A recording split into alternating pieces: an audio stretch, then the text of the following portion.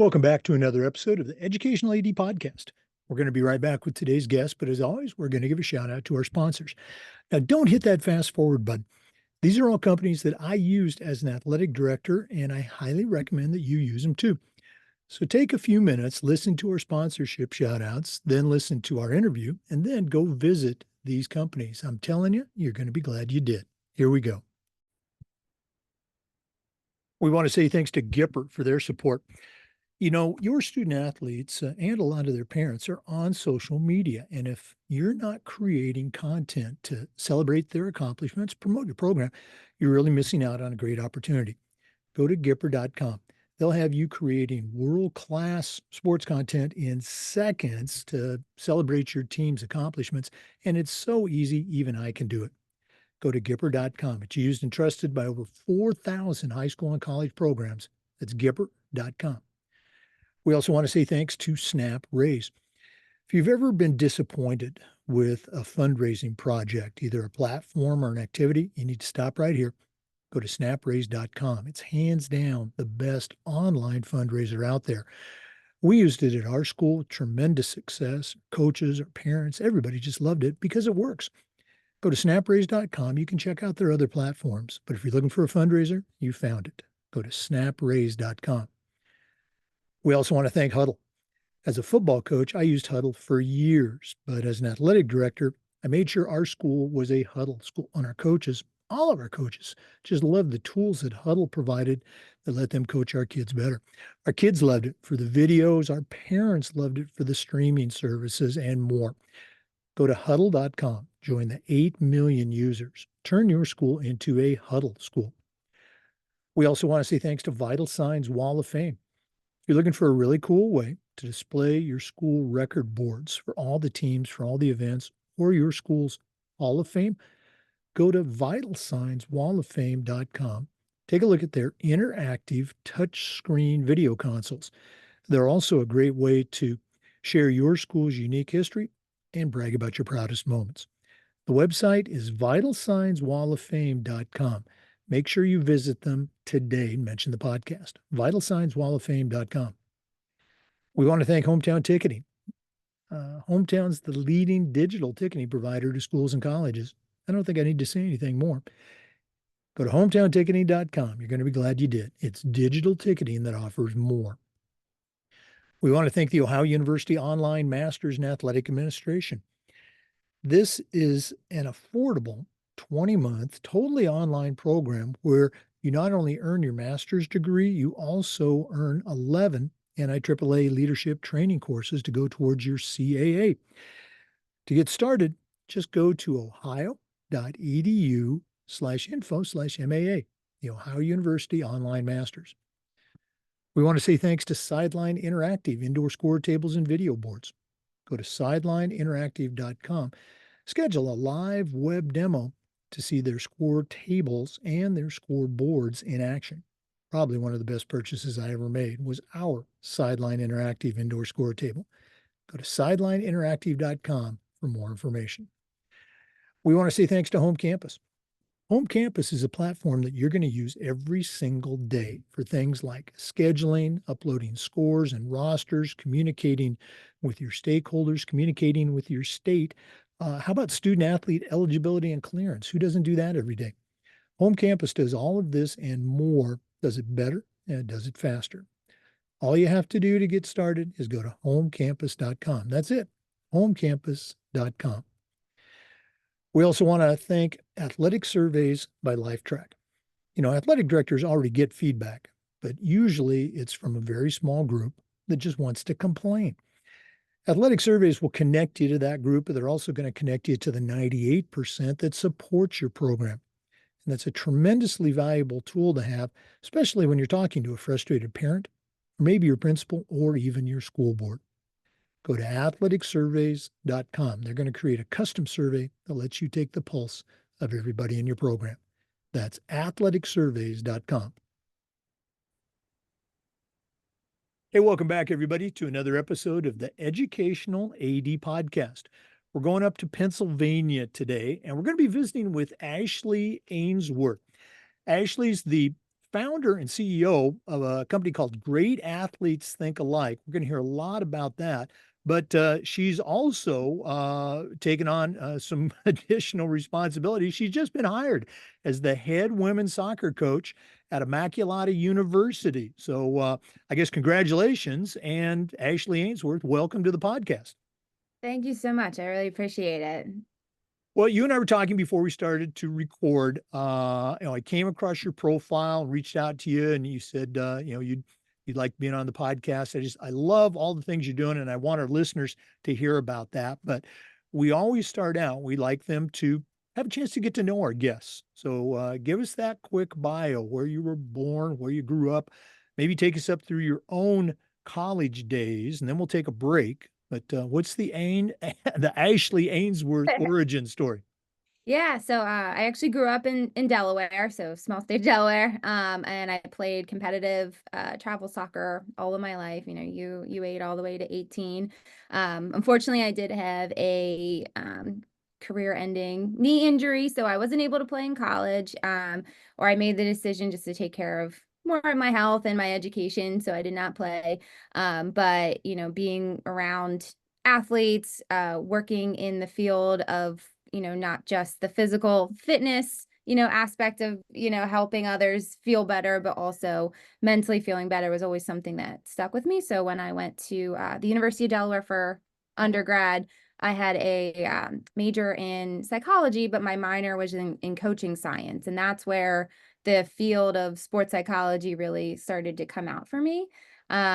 So that was like my first educational, you know, experience. But other than that, you know, even growing up, I was always, I mean, I was soccer year round, 3 different types of travel teams, Olympic development programs, and a big core, I think, that really kind of shaped where I'm at is when I went to a high school in Wilmington, Delaware. Padua Academy. It was an all-girls Catholic high school. And during my junior and senior year, we had won our state championship. We were nationally ranked. But the thing is that we had such a great culture that it's something that I felt like, especially going into not just college and my education there, but in the future, I wanted to be able to provide that same type of experience for other athletes or lead other coaches to try to help build that type of experience. Yeah, we're going to definitely dive into that in one of our other segments. I want to go back, to your high school days. You mentioned, private school and clubs and travel. I'm going to say many of our listeners are high school athletic directors, and in our profession, we really, I'm going to say we encourage student athletes to play multiple sports. And Mhm. we're all aware of, elite athletes, and whether it's soccer, volleyball, or baseball, whatever, that they do the year round thing, if you will. Um, we don't often have someone like you on to talk about that experience. So for you, from your perspective, uh, Mhm.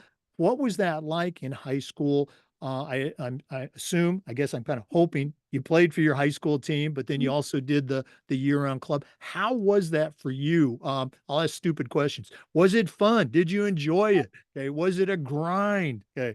Yeah, I get it. I think that the best thing is that with each you know, club or program, like I always wanted to either be the best or be around the best. And for me, like the challenge there was that, you know, I wanted to be around people that would push me. So I did play for my high school. I did play for my several club teams. You know, there were obviously some injuries that impacted some of that too.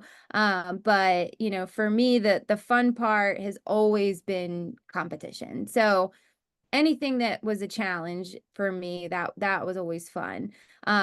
You know, and yes, I think that there was definitely conversations, especially with my parents, of wanting to get involved in other things, like the whole music thing. That wasn't ever going to work, but but you know, trying out field hockey, trying out track, doing some other different types of sports, I definitely did give that a try, and I did enjoy it. But I think my passion always was like, but I like my teams. I like the different teams that I was able to be a part of year round and different coaches and different players. So that was kind of the whole, fun of it, was being able to always change that up.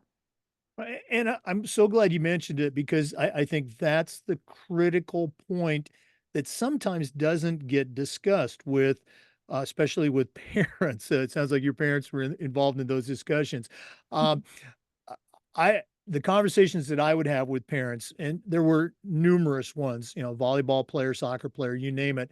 I would always try to talk to the kid, and you can tell when the kid is driving, the conversation and just like you said, I love the competition. I love the game. I love being on the teams as opposed to, let's say, mom and dad thinking that this is going to be their ticket or their child's ticket to that D1 scholarship. If you enjoy it, if you love it, hey, do it. Okay. Enjoy it, but make sure you're doing it for the right reasons. Mhm.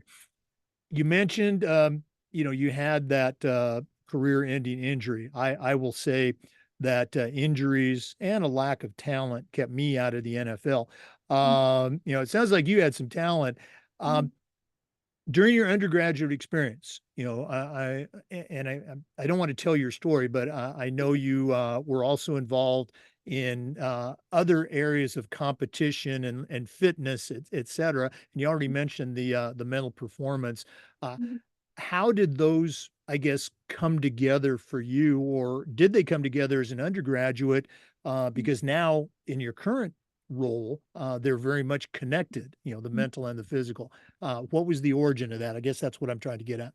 Yeah, so I mean, when I was in at University of Delaware and I was taking this coaching science minor, I had one of my field placements I was in, and actually had to be an assistant coach for a local high school. So that was my first kind of opportunity of like, oh, like I can be an impact in this, and but I don't just want to coach. And at that point, I started working with one of my professors to be like, what?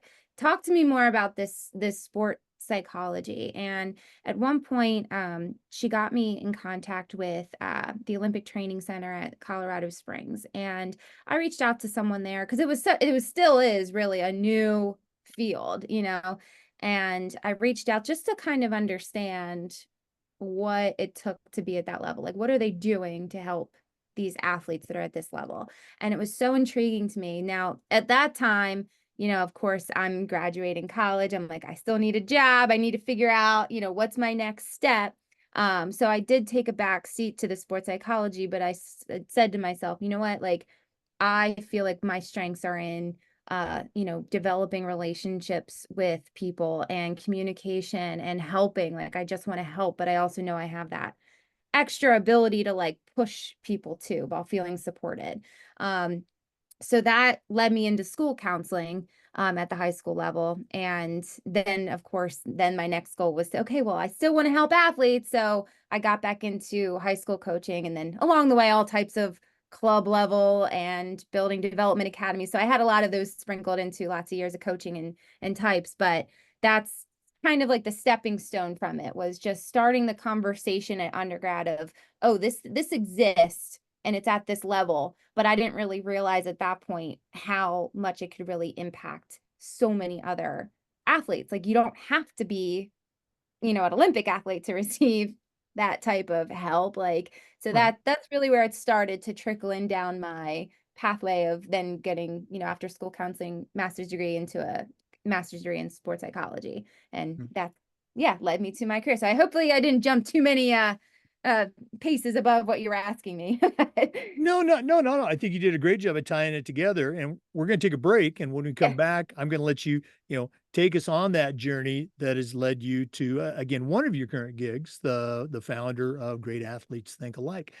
So let's go and take that break. Once again, our guest today is Ashley Ainsworth. She's the founder and CEO of an organization called Great Athletes Think Alike. She's also the recently hired new head women's soccer coach at Immaculata University. We're going to hear about that and more. So please stay with us. This is the Educational AD Podcast. We want to thank our good friends at Gipper for their support of the podcast. Your student athletes and a lot of their parents are on social media. And if they're not seeing content that celebrates their accomplishments and promotes your program, you're really missing out on a great opportunity.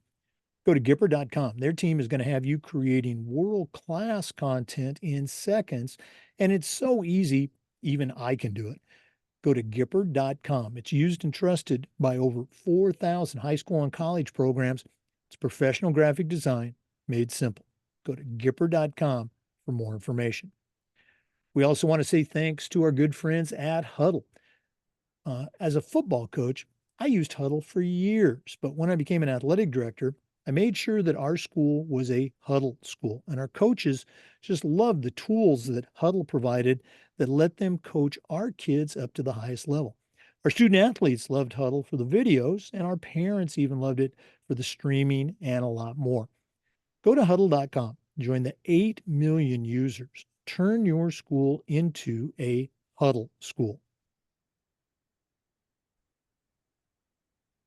Welcome back, everybody, to the Educational AD Podcast. Ashley, you took us on your high school and undergraduate, and you threw in a little club activity there too.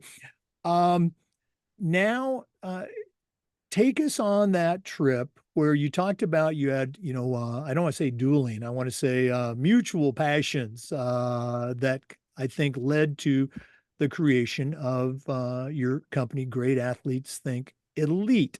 So, uh, take us on how that all came together, and then share with our listeners, what Great Athletes Think Elite is and how it can help them as an AD or as a coach. Sure. So after I started as a high school counselor, I immediately started coaching at the high school level. And eventually, being the school counselor and the head coach for their program was one of my all-time dreams that I had, because I knew that I was honestly very passionate about helping kids, and not just with becoming better athletes, better soccer players, better people, but also I know that there are so many other factors that are going on, right? Like looking at an athlete, you would never know all of the multiple levels of things. And I was very much thankful for the fact that I could not only develop like trust with the players, but that they could come talk to me, and I think sometimes obviously it's a little hard because it's multiple hats, and I tried to balance that too. But that's where it really led to me saying, you know what, like I know that if I could combine this together, like I can have like the right skill sets to be able to help them in both of those ways. And so I went back to get my master's in sports psychology. And really what led to the population, that the main population that I work with is high school and college athletes. But I'm thinking back to just like when you look at kids that are coming into the high school, they don't have a lot of the executive functioning or skill sets to be able to do well. They haven't created this habit or routine yet that works for them to create like a successful, either mentality or ways to approach challenges, things like that, that I was like, you know what? Like if some of these athletes that are younger can develop some of these habits and mindsets so that they don't even have to think so much anymore, they can just perform. They can just do it because it's ingrained in them. Like imagine what they're going to be like when they get to college if they decide to go play further than that. So and I think the challenge was looking at, all of, they MLB, Major League Baseball, they talk about how many players have mental skills coaches and mental performance coaches that help them. And I'm like, well, they're helping them now, which is awesome, like that they have it. But like, what would they have been like if they got all of this earlier in the high school, like what, or even in a younger age? So that's really where I decided, like, I knew that, I work with kids all the time. Like I know them and I know how they operate, and coaching wise and both like school counseling wise, I'm like, I feel like I can combine these two without, it's not deep counseling, right? Like it's not that ability to treat or diagnose anything, but I think just the general level of how to communicate and some of the skill sets that anyone can use really blend so well into being able to helping athletes. So that's the direction I took it. I do have athletes that are outside of that specific, cohort of just college and high school, but for the, priority, I want them to feel like they have that access to be able to get the best out of their season or make the most out of their opportunities both in high school and college. Yeah, you and I were talking before we started recording, and I don't think we have a single listener, whether it's an athletic director, a coach, or an athlete, that is going to deny the tremendous positive impact that mental performance training can have on, the actual physical performance, in games, matches, et cetera. But it's convincing, coaches sometimes athletes to spend time developing those skills, and they really are skills. Um, Mhm. your website is just is very complete. We're going to give out the website address later, but for that coach or athletic director that might be listening now, that's let's say on the fence, or maybe just doesn't know a lot about it. What are some of the programs and services that you can provide for a program, or as you mentioned, for individual athletes? Yeah, I think that, for one, there's a lot of good when there's the empowerment of coaches, right? Like having coaches feel knowledgeable with the information. So a lot of it is one consultation with coaches to be like, what do you want to get? Like, what is your goal with this program? How can you communicate it?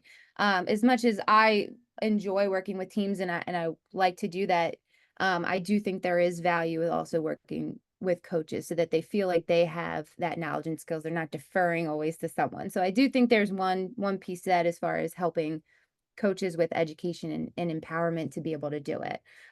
But outside of that, one of the ways that I help teams is through the development of simple habits, like creating common goals, creating small strategies. The biggest thing with mindset is that you can't just practice it one time. Like, oh, I'm just going to be confident today. Well, no, like that you have to do that every day. Like you have to be doing things every single day that are so small and so a part of your whole entire season that lead up to that, like that ability to just have it. I think that I love Positive Coaching Alliance. I think that's an amazing type of group that where they can bring in speakers to help. But unfortunately, it's one and done. It's not necessarily working on the everyday process that a lot of these athletes truly need. So a lot of what I do is that collaboration with let's look at what the team is doing. Let's look at what your goals is. How is all this meshing so that you can create a very simple system that all the athletes together can complete and stay with every single day to go through the entire of your season. So that's really kind of the biggest piece is that collaboration, but simple process. Yeah. We're going to do this at the end of the podcast again, but if one of our listeners wanted to reach out and find out more, pick your brain a little bit, or maybe just add you to their network. And listeners, you got a great resource here. What's the best way that they can get a hold of Ashley Ainsworth? Email is great. I have on my website as well as Ashley at greatathletesthinkelite.com. Very responsive there. It can provide all the different types of ways that we can follow up. I am a big advocate for also once we get on a email or phone conversation, I do like to meet on Zoom or be able to like one-on-one just to talk things through before they even decide if it was something that worked for them too. Like I never want to make people feel like they don't understand. So we can always have a conversation so that they can learn a little bit more and obviously like tailor it more personalized or customized to what they're trying to accomplish too. Right. And again, that's right on the website, greatathletesthinkelite.com. It just says, reach out, let's schedule a free chat. So we'll give that information out again. Ashley Ainsworth, Great Athletes Think Elite. Let's go and take a break, but we're coming back with a lot more. So please stay with us. This is the Educational AD Podcast. We want to say thank you to our good friends at Hometown Ticketing. Hometown is the leading digital ticketing provider to schools and colleges. I don't think I need to say anything more, but I'm going to. Go to hometownticketing.com. Their team is going to show you how to set up and sell your tickets online, not just for athletic events, but for things like school plays and concerts, school dances, even graduation. And here's the best part: every school gets assigned a dedicated client success manager that's going to be giving you hands on support every step of the way. That's every step of the way. Go to hometownticketing.com for more information. It's digital ticketing that offers more. We also want to say thanks to Snap Raise. Have you ever spent weeks and weeks with a fundraising platform and been disappointed with the results? Stop right here. Go to snapraise.com. Hands down, the best online fundraiser out there. We used it at our school with tremendous success. Our coaches loved it, our parents loved it because it works.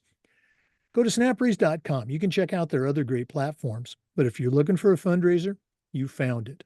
Go to snapraise.com. We also want to say thanks to Vital Signs Wall of Fame. If you're looking for a really cool way to display your school record boards or your school's Hall of Fame, go to vitalsignswalloffame.com and take a look at their interactive touchscreen video consoles. They're also a great way to tell your school's unique history and brag about your proudest moments. The website is vitalsignswalloffame.com. Mention the podcast, you'll get a nice discount. vitalsignswalloffame.com. Welcome back, everybody, to the Educational AD Podcast. Our guest today is Ashley Ainsworth. She's the founder and CEO of Great Athletes Think Alike. Has a tremendous background as an athlete, as a coach, as a counselor. By the way, she's also a college soccer coach. We're going to get to that in a minute. But Ashley, um, can you share with our listeners a couple of, I like to call them success stories? I'm sure you have hundreds of athletes or clients that have come through the program that have really, had a success story with their athletic career. Yeah, sure. So one that comes to mind that I'll give an example of a high school baseball player that I worked with, a pitcher. And originally working with me, I know that the family had already had, they were like, oh, we've taken this athlete to see a therapist. We spent all this money on therapy. Nothing's working. And when we kind of got down to it, it was that the athlete had tremendous talent, a lot of um, great skills as a left-handed pitcher, but would go into these high level tournaments with the club team and just not perform or significantly underperform. And they couldn't figure out why the confidence, there was no true reason and they couldn't understand what it was. So when I started working with this athlete, and this is what I start with every athlete, is just keeping it so simple because everyone, every day, athletes at all different types of ages, they have a million things going on, right? And a lot of times, like it's whatever's right in front of them. And at the end of the day, the organization of where they're at becomes very challenging. So to try to break down an entire season of what could go wrong is a lot. So instead of saying what went wrong, the athlete and I had worked together to be like, let's just start with one routine, like one simple routine for yourself. So the routines create habits. So I tell this to every single athlete, it's the first thing they'll ever learn is what is your routine? So we know what your goal is and we can break down those goals into small goals, but we still have to develop some type of routine that you can stick to, because what happens is when they stick to it, they always have it in the forefront of their mind. They're thinking about that one simple thing, and that eventually will help. So with this athlete in particular, we looked at, okay, how are you warming up? What does your warm up look like? What is the best possible warm up that gets you mentally and physically prepared? And they would say, actually, I really like doing this. Like this always helps me. And I'm like, well, do you do that every time? They're like, well, no. I'm like, well, if you know it helps you, why don't you do it? Right. So we're like, well, let's stick to the one thing that helps you. As long as it's, obviously in line too with your team and coaches and everyone's good with you doing this specific thing, then that's what you do. If that's how you perform well. And it ended up working out really well. So it taught that student athlete not just communication, but also understanding like this is what I need. And then we would start to slowly add in saying, okay, like what are some other cues that we can use? Is there a positive mindset mantra we can use? Something so simple that just keeps your whole entire goal and mindset constantly refocused to your one thing that you want to get accomplished in that day or that week or season. And how can we remember it? So we would work together, develop their own personalized mantra. And for this athlete in particular, he would put the mantra on the brim of his baseball cap. So that way, after every pitch, you take off the hat, look at the cue. Yep, got it. Reset, refocus. Good. Right back on. or it could be breathing, or maybe he had a couple different things. I know particular this, I was like, well, when you step up, to pitch, what are you thinking? He's like, strike them out. And I said, well, what happens if that you keep saying that and you don't strike them out? He's like, I get pissed. I don't, I'm upset. And I'm like, okay, well, why don't you give yourself a different cue that is not so definitive that makes you feel like you're never able to accomplish it? Why don't we make something that makes you feel good?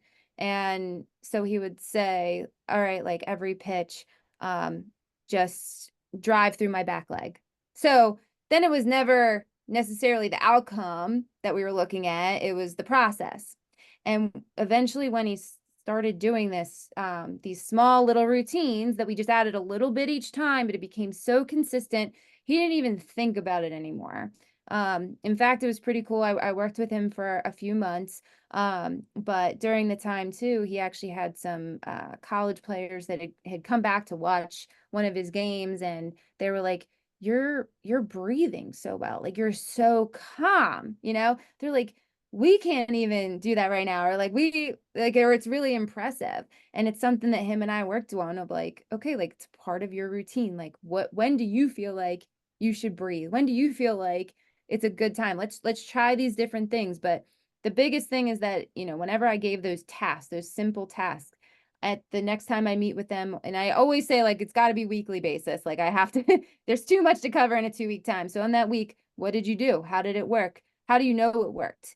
What's something you want to include? So there, a lot of times the thing is that the athletes truly know what they have to do. I'm just more guiding of like, okay, well, these are ways we can either shape this, or modify it, but like they always end up having the answer. It's very much guided. Like they already know. It's just making them feel like more empowered, and that not just accountability, but like them saying it is so much better than like me telling them, yeah, do this. It's a collaborative process. So with this athlete, after several months, I mean, just the progress from where he was to where he got to was great. And as much as I do collaborate with parents sometimes, and they were very appreciative, great family. And fortunately, I also got to help this athlete through. I'm sure the ADs and coaches out here will also know that parents can be very challenging. Sometimes coaches can be very challenging. And it was really helpful, especially for me as a coach, me as a counselor, to have a different perspective on it, of like controlling what you can control.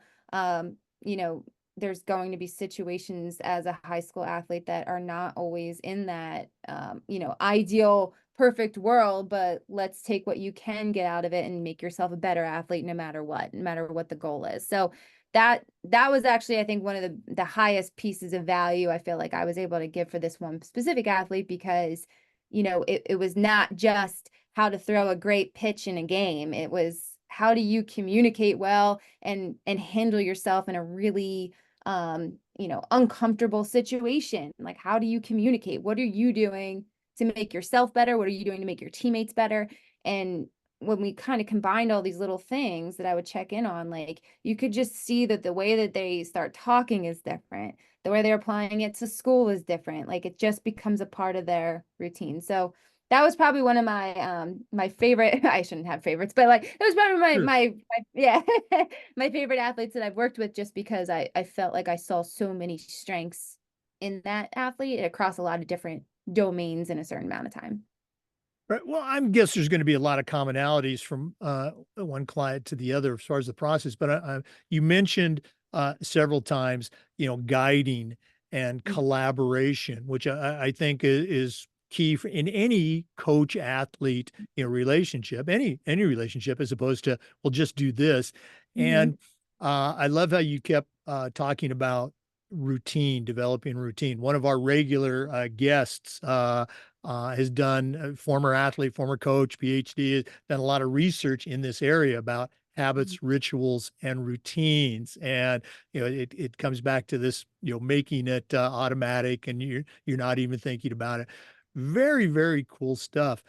We're going to go and take a break, but when we come back, I'm going to ask Ashley to share a little bit about her new assignment. She was recently hired as the head women's soccer coach at Immaculata University. I want to hear about that process and, maybe some tips from her and a lot more. So please stay with us. This is the Educational AD Podcast. We want to say thanks to Sideline Interactive indoor score tables and video boards. Go to sidelineinteractive.com. You can schedule a live web demo to see their score tables and their score boards in action. Probably one of the best purchases I ever made was our Sideline Interactive indoor score table. Their products are so versatile. We use ours, of course, for home games, but we also use it for pep rallies, for signing ceremonies, and the customer service is just outstanding. Go to sidelineinteractive.com. Schedule that live web demo today. We also want to say thank you to Ohio University and their online masters in athletic administration. This is an affordable 20-month, totally online master's program where you not only earn your master's degree, you also complete 11 NIAAA leadership training courses that can go towards your RAA or your CAA. To get started, all you have to do is go to ohio.edu/info/MAA, the Ohio University Online Masters in Athletic Administration. We also want to say thanks to Home Campus. Home Campus is a platform that you're going to use every single day. Things like scheduling, uploading scores and rosters, communicating with your stakeholders, communicating with your entire state.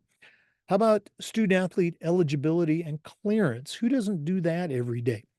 Home Campus does all of these things and more, does it better and does it faster. To get started, all you have to do is go to homecampus.com. That's it, homecampus.com. You're going to be very glad you did. Welcome back, everybody, to the Educational AD Podcast. Ashley, you have just recently, been hired as the head women's soccer coach at Immaculata University. Now, you and I were talking, during the break.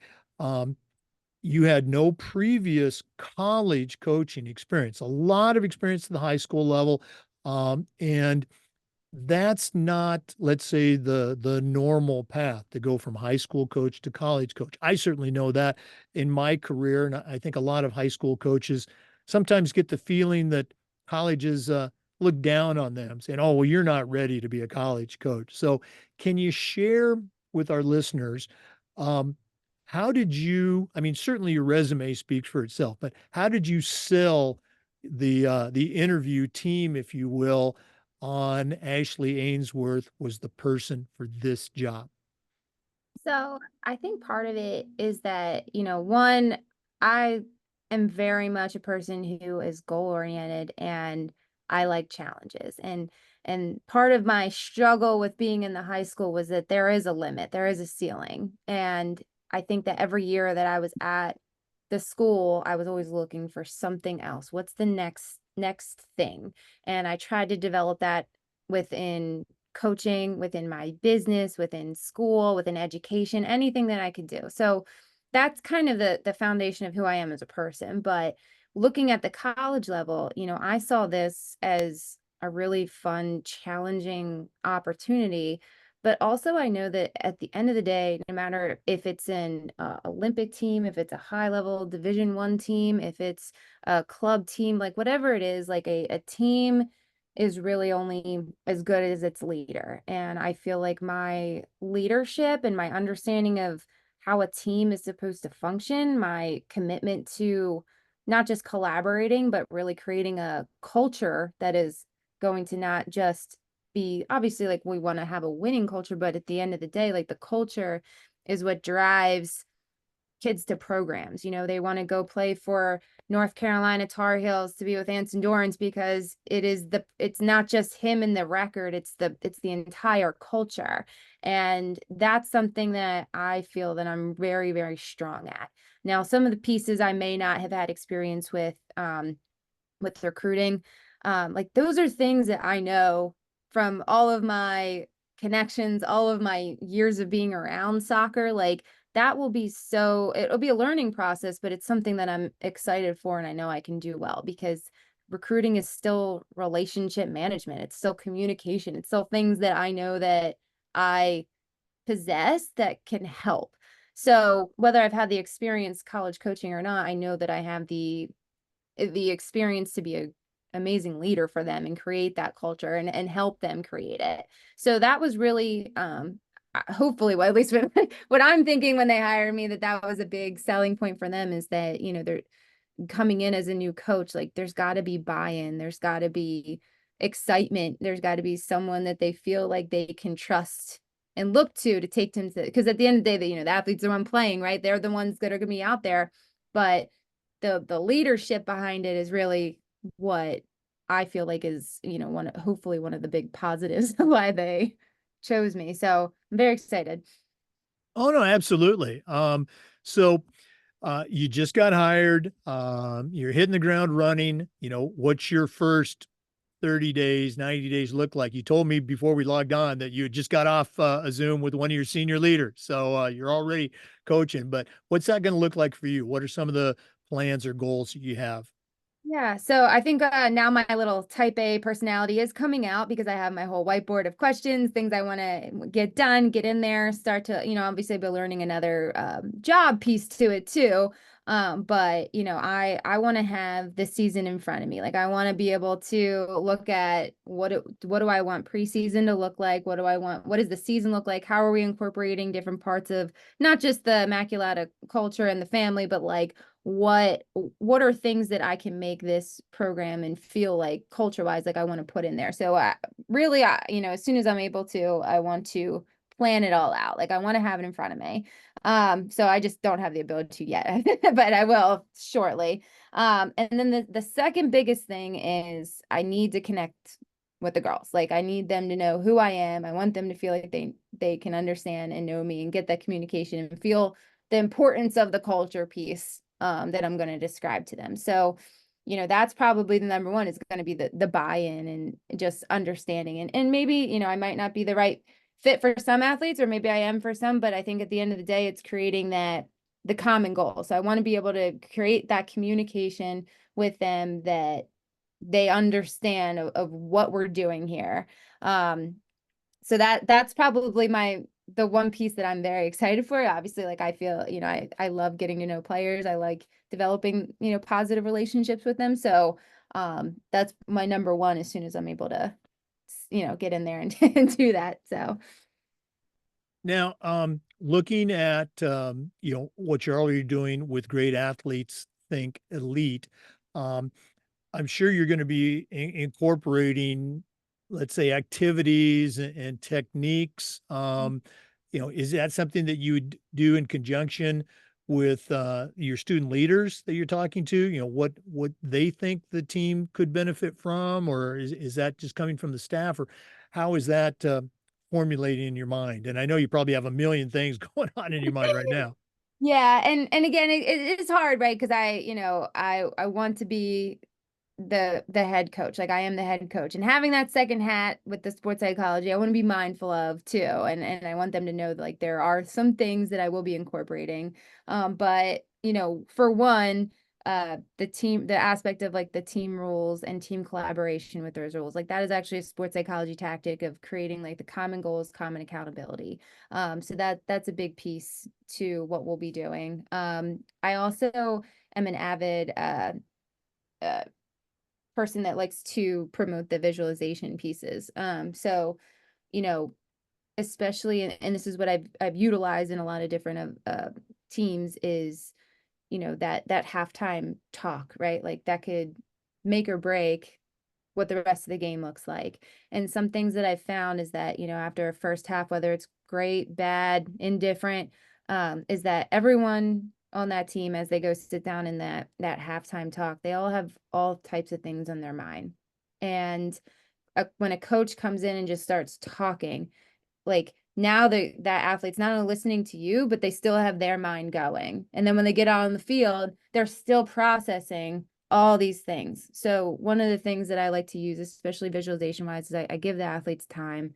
Be like, look, like, just take a minute, just sit, just relax for a second, like, clear what you got to clear, and then we'll talk. And most of the talking, like, again, it's guided. It's like, hey, you guys were out there, like, let's talk about it. Like, what's one thing that we can accomplish in the next half, and make it simple, keep it simple. So, and maybe visualization with it, like, okay, think about it, like, close your eyes, think about how you want that to look. Or possibly even like before the game, like doing some visualization of, like, think about the excitement that you have, think, let's visualize like what you want this game to look like. And it's just little cues like that that can help. But I'm probably not going to do a full sports psychology lesson with them. Just incorporate little things like along the way. So I know I kind of just threw out a lot of different small things. And like, you're right, I probably have a million more that I'm going to want to do. But those have been some of the most helpful ones that I've used in the past that I want them to experience and benefit from this season. Oh, it just sounds so incredibly exciting. I remember, I had a couple of, as I climbed the ladder of football coaching, a couple of different jobs, and just that whole excitement about coming in, starting that next chapter in that particular school's history. So, all the best. We're definitely going to be watching all things Immaculata University and women's soccer this season. Thank you. I appreciate it. I'm very excited. Well, you've been a great guest. I wish we had some more time, but we're not done yet.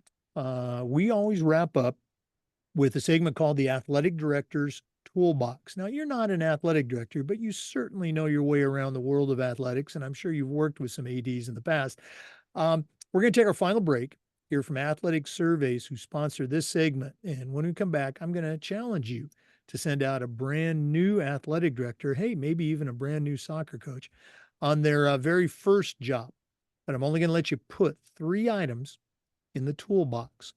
So let's take that break. And when we come back, we're going to see what Ashley Ainsworth puts in her new athletic director toolbox. We'll be right back. This is the Educational AD Podcast. We want to say thanks to Athletic Surveys for sponsoring the AD Toolbox segment. Athletic directors and coaches already get feedback, but typically it's from a very small group that just wants to complain. Athletic Surveys will connect you to that group, but they're also going to connect you to the 98% of your stakeholders that love you and support your program. And that information is incredibly valuable, especially when you're talking with a frustrated parent or student athlete, or maybe your principal or even your school board. Go to athleticsurveys.com.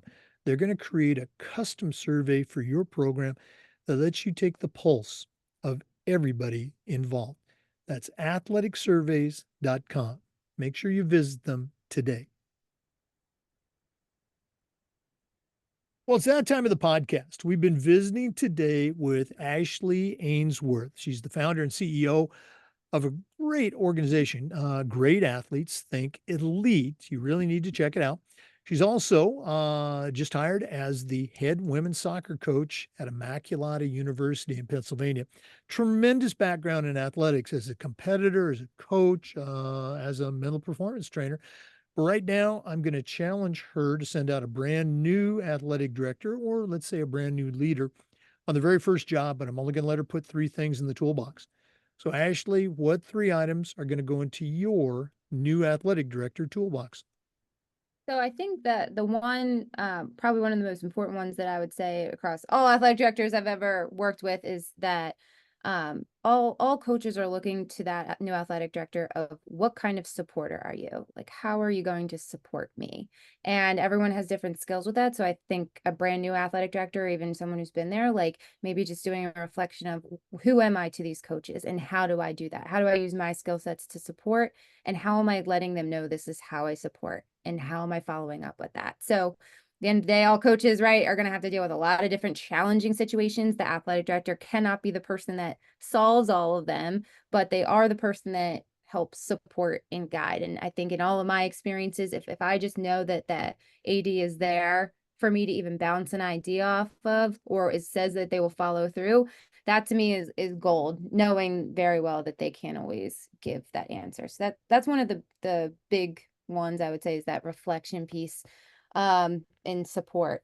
The second thing is, I think it's great to be visible and invested. So people know who you are. You have a friendly and outgoing, or not necessarily outgoing, but a friendly, approachable personality, and you're seen, and you're not just seen, but you're also seen doing. You're watching the games, you're next to the coaches, you're creating an Instagram with like highlighting athletes, you're putting it out there, you're invested in your own program. I think that, all the kids love Instagram. They like seeing themselves, they like seeing the hype. And a lot of times I've seen athletic directors really take a awesome approach to that. And it's cool to see, to not feel like you're alone. So that would be a second one, is the visibility just on social media and also in person. Um, and I think just knowing how much communication has to be put out between all the different types of sports, all the different demands and needs and supplies and game times and referees and all the things that have to go into it, which I'm sure is so much, and I haven't done the job, but I think that the next best thing is, what is your communication system? Like, how are you developing like a really strong communication system with athletes, with families, with coaches, to make everyone feel like we're on the same page. This is the way we do it. And so that way they don't feel like they have to go to like several different websites, emails, resources to figure out information. Because I think any time there's a loss or not great communication, that just automatically causes frustration for everyone involved, and it trickles down. So I think that beginning piece for athletic directors, with just the figuring out the support and reflection, and also what is my communication style and how am I making this clear with everyone, is probably the two most helpful things. Looking at it as a coach, as a counselor, as different things like that, that was always appreciated, and I could feel their presence always. And then obviously, if there's times where they feel like they need to bring people in, so whether it's someone like me or anyone that they feel like can help provide a different consultative role and something that's needed, just being willing to explore possibilities with it, like being a little bit more open-minded. And I understand, working in public education for a long time, I know that there's red tape with things, I know that there's things that are challenging, but I think even just willing to look into things, or knowing that there are other possibilities to help the teams in different ways, and being a little bit more creative and out of the box, could at least show coaches that, like, you're, again, the investment, and that you're willing to try, you see the need, you're hearing, and you're feeling like, okay, like there are people that can help in these areas. Oh, you probably saw me scribbling all those down. No, great ideas, and very spot on with some of our most frequently mentioned suggestions from athletic directors. So great on your part, great integration there as a coach and as a leader. Ashley, just so really want to thank you for sharing with our listeners today. Incredibly busy time for you with all the things you got going on. One more time, if one of our listeners wants to reach out, find out more about your platform, or just add you to their network, what's the best way they can connect with Ashley Ainsworth? Email is great. It is Ashley, Ashley, at greatathletesthinkelite.com. Right? And the website, greatathletesthinkelite.com. Check out all the different features and services that Ashley and the program can provide. You can also connect with her on LinkedIn and other platforms. And Immaculata University, of course. Okay. Ashley, one more time, thanks again. All the best moving forward. And we're going to have to get you back on the podcast for an update, see how things are going. Yeah, that would be great. Thank you so much. I appreciate it. Hey, for our listeners, we appreciate you. And just a reminder, we upload the Zoom recordings of all of our interviews to the Educational AD Podcast YouTube channel. We do this just about every day with new stories and best practices from leaders in the industry. So we hope you come back for the next edition of the Educational AD Podcast. We'll see you next time.